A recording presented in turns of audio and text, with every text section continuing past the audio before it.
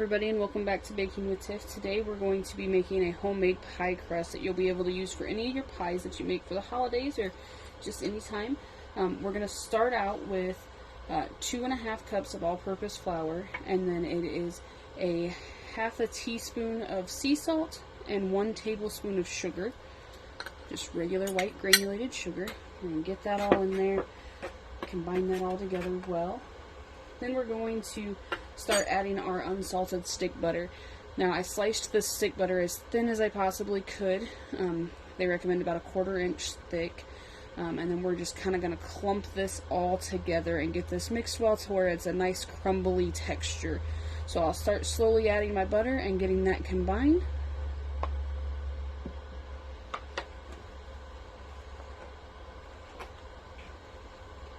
You just want to work it around in your hands. Now, they do sell a tool to do this, or you could do this in a food processor. However, I just think you get the best results if you just dig your hands in there and do it by hand.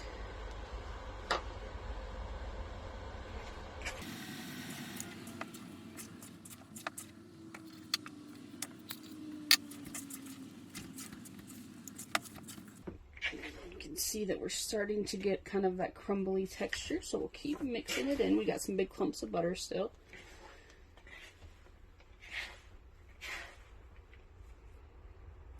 And you want to make sure that your stick butter is cold still from the fridge. You don't want to sit and let it soften or melt it down at all.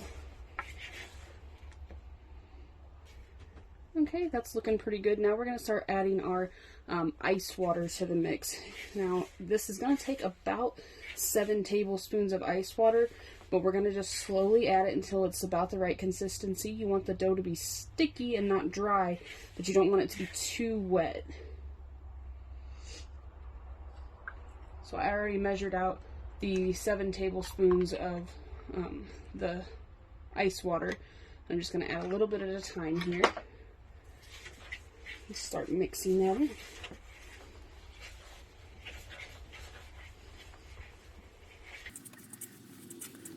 If your dough is too dry, you can always add a little bit more. It could take up to 8 or 9 tablespoons. It just kind of depends. Once we get this all combined together, we're going to roll this into a ball and separate it into 2 different flat discs, and then we're going to wrap that in cling wrap, and we're going to let it sit in the fridge for about an hour. Once we do that, we'll flour the surface of our table, and we will roll that out with our rolling pin and get it ready to bake up and add our pie filling.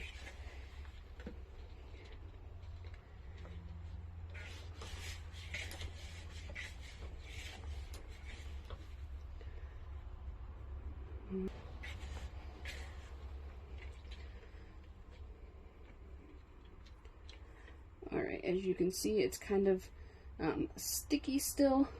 You can see it kind of stick together a little bit, but it's not dry and it's not too wet, so we're ready to roll this out and put it into our disc and then let this sit in the refrigerator for about an hour.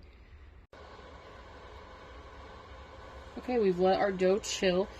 So what I'm doing here is I've floured some parchment paper just to make. I use the parchment paper just so that the cleanup of the flour is easier.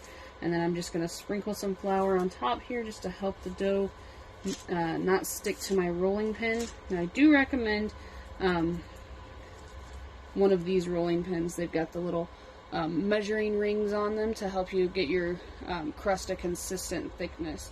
I've set this one on the, I think it's 1/6 of an inch. Ring. It's the orange one there. So we're going to roll out our dough and get that nice and flat.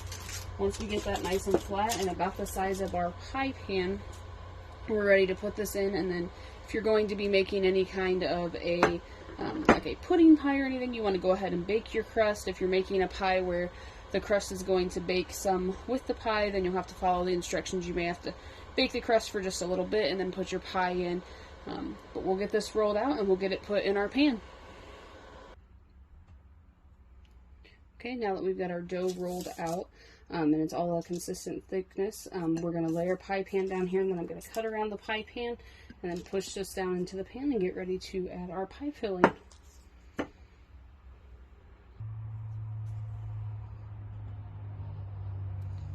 Okay, just give yourself a little bit of an extra edge if you'd like to crinkle up your pie crust at the top, just to give it a little bit of a decorative look. Doesn't have to be exact.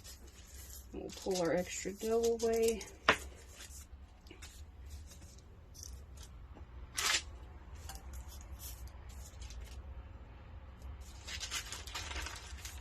Okay,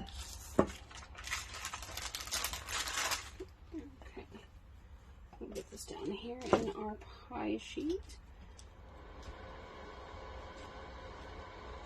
To press it down into the edges of the pie pan and kind of bring my crust up some.